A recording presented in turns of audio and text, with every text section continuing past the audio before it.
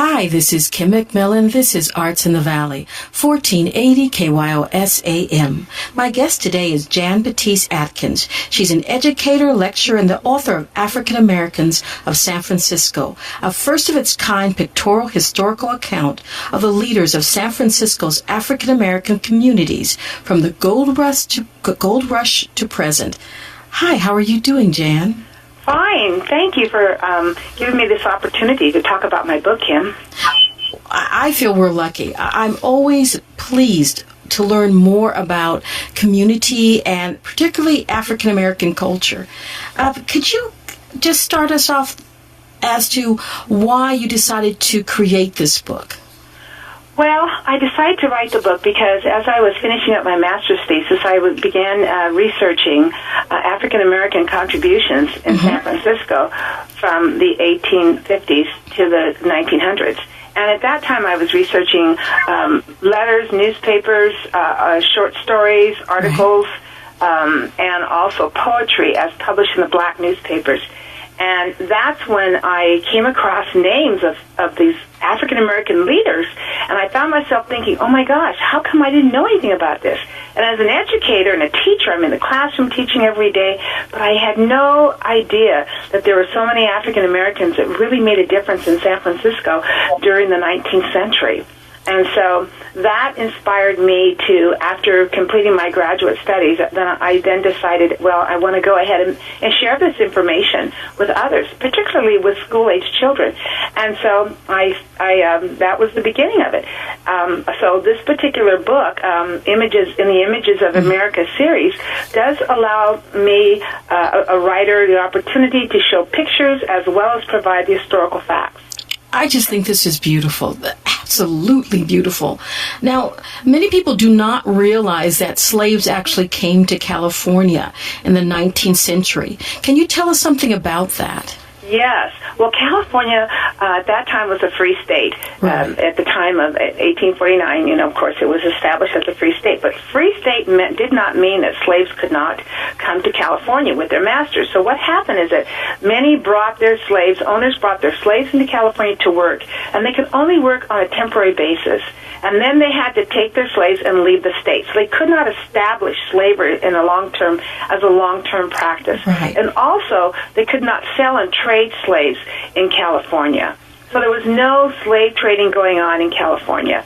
But many brought their slaves primarily to work in the gold fields. Exactly. And so many came to try to mine gold, so that for their owners, and in doing this, many were able to buy their own freedom. That's beautiful. And another thing that people may not realize is the strong influx of African Americans that increased during the war. Could you tell us also something about that too? During World War II? Right. Well, during World War II, many African Americans came to San Francisco, came to California, as well as Oregon and Washington, just the West Coast, because of the war industry opportunities. And so, consequently, the population in San Francisco just exploded. It grew from 4,000 or 5,000 to almost 50,000 by the end of the war. So what happened is that there job opportunities were available for many workers, and so many came up from the South.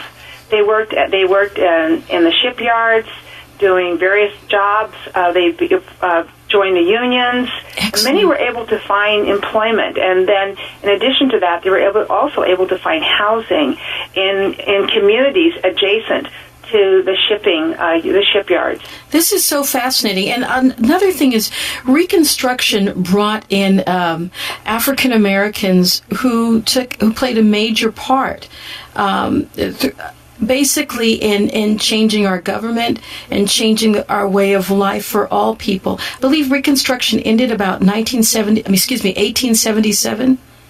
Yes, around that time. And did you notice in your research any difference in California during that time period, from the beginning of Reconstruction till its ending? Well, no, except that California was a place that was, new frontier. Right. Many African Americans migrated to California from all over the country. Many came from the East Coast, And at that time, before the Civil War, these were free men and women that came to California in search for freedom, to own property, establish their families, and just a new place to live. And so after the Civil War, many stayed, and other African Americans also came to not just California but the West Coast to establish their homes and to live. So Reconstruction itself was only instrumental in just allowing, providing for that opportunity for African Americans to leave and migrate to California. But you have to remember, though, that after slavery, many African Americans were sharecroppers. So many were had to stay on the farms and to farm the land. So it was those who were free, living in those free states, who were able to migrate to California after the Civil War, during that time. Well, once the Civil War is over, and then there were the Jim Crow laws. Right. Did they affect life for African Americans in California, or was that strictly mostly towards the South and parts of the North? Well, you know that Jim Crow laws were prevalent all over the country, especially after the Civil War, because many people who fought in the Civil War, whites who fought in the Civil War, actually came out to California, and they established themselves in other communities. And so we see, particularly in areas outside of San Francisco, where there were many laws that prohibited black people from settling in certain communities and things. So I don't think that it really affected San Francisco as strongly as it may have affected other surrounding communities. Well, what was it like for African Americans at basically in the 19th century, and also coming up to the 20th century in San Francisco? Okay. Well, after the Civil War, let me just kind of begin and give you an idea of what happened before the Civil War. Oh, sure, of course. Okay. So before the Civil War, many free men and women came to San Francisco. We have people like Mary Pleasant, and she was actually born in slavery, but she became a free woman, from the East Coast, from Virginia and Georgia, but she actually migrated, moved then up to Massachusetts, was educated, and then she then moved to California through the Underground Railroad. Beautiful. And so she and many others like her were able to establish their homes and businesses and things like that in San Francisco. So this was all before the Civil War. I mean, San Francisco had two major black newspapers. The population during those early years grew to 400 African Americans. At that time, of course, black people living in San Francisco. And so after the Civil War, those institutions that were established, there was a school for black kids, and those institutions that were established continued through the 19th century. And so as more black people came into San Francisco, they were able to then continue. There were people living there, black people, who were willing to help them out. There were also abolitionists who also were living in San Francisco, of course, to make sure that California maintained its status as a free state. And so these abolitionists were there. They had set up all kinds of educational, community-based educational kind of opportunities to help newly released slaves to transition into a normal life, into the community. And so it was a place, there were businesses. According to the black newspapers, black people had their own laundries, they had hotels, they had black people that had established restaurants, and many did domestic work. And there was it was a major urban center on the West Coast, so there were many opportunities for black people in terms of the service field, working in the shipyards to some extent in limited basis during the 19th century, but there were still many opportunities.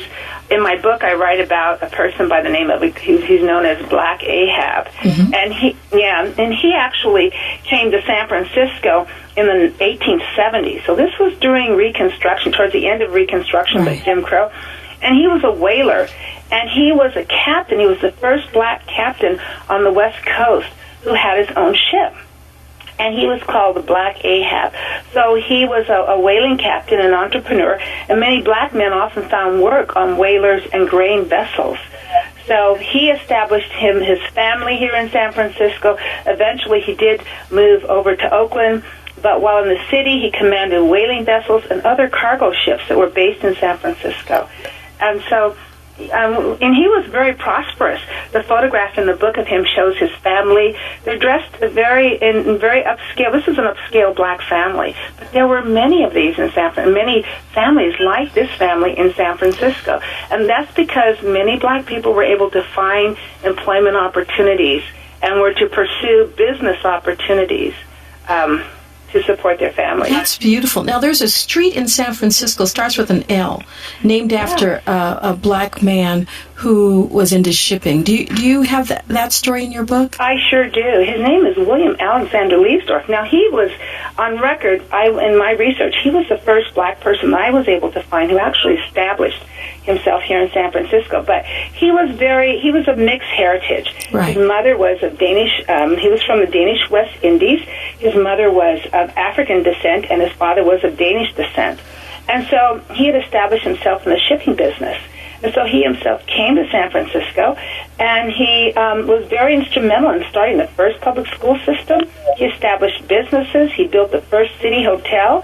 He brought his vessel, known as the Sitka, into the waters of San Francisco Bay. He was a wealthy man when he died in 1848. Now, his business partner found out that, when he died, the business partner went back to St. Croix to share the money with his mother and family there, and then he found out that his mother was of African heritage, and that was when people knew at that moment that he was a black man, and so he was able to pass. Yeah, because he was passing. In fact, he had he fell in love with the woman from, was it New Orleans? Yeah, and she found out that he was black. Right. And then it's a tragic story, but didn't somehow some of his money end up in her hands? Although they that when she found out he was black, he left. That's why he left the area. Right, that's why he came to San Francisco. Right. He left. He was just brokenhearted. He just wanted to get far away from her as possible. From what I've read about him, his money ended up in the hands of his business partner. When the business partner found out his mother was black, of course, he gave her very little bit, and then he took the rest of it, and it spread the word and kept the money. So rotten. That's the way it was back in that day. Yeah, you're right. I cannot say so rotten. You got to be neutral to history. I'm learning. Yes. This is Kim McMillan, 1480 KYOS AM. I'm speaking to Jan Batiste Atkins. She's the author of San Francisco's Black History: The Untold Story, which is quite fascinating. There's also a lot of talk about what happened in Fillmore, the history of blacks in Fillmore. That's really, I think, is really important. Did you find that something in your research that was surprising to you? I think it was surprising to me, and I still think it kind of, I find it really amazing, and not really amazing, but I find it sort of disappointing. I find it a little shocking that after building such a strong or a productive community, economically viable African-American community in the Fillmore, then during the 1960s, the city just almost raised, just leveled the Fillmore practically by moving out by closing businesses and destroying those buildings, moving houses, destroying houses, and totally restructuring the Fillmore. Now, there are many reasons why this happened. And some will argue that the housing stock was in poor condition since it was turn of the century old Victorian homes, but those homes were torn down. They were totally demolished. In some cases, they were moved. But this was an area that was a center of the black community. It was a center of the jazz community, not just black, but black, white people from all over the world traveled to the Fillmore to play and to listen to music and to learn, to sit under some of the musical greats. And so that entire area was restructured completely through redevelopment, and as we see it today, it is not the viable black community that it was at one time. It's been completely gentrified, and that community is a ethnically mixed community, but there are very few African Americans still living in San Francisco. I say very few. There, they can't afford it. Can't afford it. The gentrification, and the people that live there, they were basically never got their land back. A lot of them never got it back. Well, what happened is that those who owned the land, they sold their land to the city. It was under the city's eminent domain program. So many were given, money to give their land to the city for the redevelopment project. Many took that money and moved and went to and they relocated in the South Bay and East Bay. So many people were relocated. The people who were renters, they were the ones that were severely displaced because many people were renters. So they consequently were not able to find affordable housing and had to leave the city. Those who were able to, the city through the redevelopment program did establish a program so that those renters were able to rent some of the new housing stock, but many of them were not able to do that, and so many were displaced. Yeah, that was kind of a rough time for a lot of people. Were there any African American women or men that just surprised you, the incredible things that they did? Were there any major surprises in your research?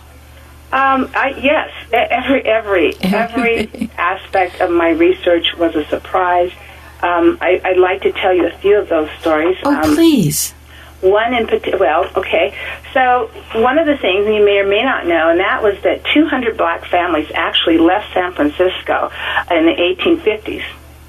Now, these were 200 black families left San Francisco, so that's a large number. There was a big exodus, and this exodus was led by a man by the name of Mifflin Gibbs and his partner, Peter Lester. And these families left San Francisco for British Columbia. And so what happened is that Queen Victoria advertised in the black newspapers that if you want to live in freedom, come to Victoria, come to Canada, and this is a wonderful place to live. And because of racism that happened in San Francisco, and when I say San Francisco, it's throughout California. California had a law that said that black people could not testify against. It wasn't just black people. Let me back up. That people that it was Mexican Americans. It was Mexicans, Chinese. It was Indian, Native Americans. So people of color could not testify against a white person. And so consequently, if they were assaulted on the street or robbed or whatever, you could not defend yourself. So what happened is that Peter Lester was accosted in his shop. Mifflin Gibbs was accosted. Peter Lester had to stand by and watch his partner get beat up by a white man, and then they were robbed. And because they couldn't testify, both Peter Lester and Mifflin Gibbs were upset. So they organized this mass exit, and these people, 200 families, boarded ships and left San Francisco and went to Canada. And I thought that was so amazing. Yeah. And so this happened, and what was amazing, too, was the fact that Canada was so receptive. In my research, I wanted to find out if there was any record of this in Canada. So it was amazing for me when I found out that at a place called Salt Spring Islands, they actually have documented this. And so I was able to contact the Salt Spring Islands archives, and there's documentation of this mass number of black Americans who settled in that part of Canada during the 1850s. And so the family I write about, Hannah Estes and her two children, they actually departed California in the 1850s with the other families and moved to Salt Spring Island. And so it's really interesting. And Peter Lester, if you look at some of the research, in my research I found out that there is a record of him settling there in that area too, along with many others. So that was a surprise. Well, we don't have much time, but I wanted you to read from your book. Is there a short piece that you could read just telling us about the families or what was happening to African Americans in San Francisco in the 19th century? Okay, I will read the story of Charlotte Brown. I love the story of Charlotte Brown because Charlotte Brown, to me, was the Rosa Parks of the 19th century. Wow. In April 1863, Charlotte L. Brown, a black citizen from San Francisco, rode an omnibus cable car and was told by the driver that she must give up her seat to a white woman who could not find a place to sit. As stated in court transcripts, Brown sued the omnibus cable company and was awarded $500 because she had been allowed to ride the bus in the past. However, her award only applied to her case and did not prohibit the omnibus company from preventing other African Americans from riding the bus. So because of the Brown versus the cable company, Mary Pleasant in 1866 successfully sued the railroad in Pleasant versus North Beach and Mission Railroad, which disallowed segregation of the city's public conveyances. Beautiful. So I love the fact that we had a Rosa Parks during this time, 1863. This was during the Civil War, right at the end. Right. And then, consequently, Mary Pleasant, who by this time she was a major, she had money. She was able to do major things in San Francisco, provide housing for young women. She was also able to help work on civil rights issues. So she was able to sue, and then as a result of that, many black citizens were able to ride the public transportation. Could you tell our listeners how we can get your book? Because this book sounds so important, particularly to schools. Oh, yes. Well, my book is available through Amazon, but it's also available through Arcadia Publishing Company, just arcadiapublishing.com. And also you can go to my website, and it is www.africanamericanhistories, that's plural, histories.com. That's excellent, and I want to let people know that you actually teach right now at San Jose State, right? No, I teach at San Jose City College. Oh, excuse me, San Jose City College. Yes. Now, are you able to use the books that you've or the work that you've written and researched in your teaching? Actually, I'm finishing up about 20 years of teaching at the high school level also. Wow. And a couple of years ago, while I was writing this book, I was able to encourage my own students to do local research, their family research, as well as research of their communities about various historical people from their own communities. And so I use my book primarily with high school students for doing research, and those are the local history projects that my students create. At the college level, I teach writing, and so I'm not really able to use it, but I hope to at some point, be able to develop a course that really helps will address the need for local history research. I can see that happening. I believe your book is very important, and we're very lucky that you did this research. Thank you very much. Oh,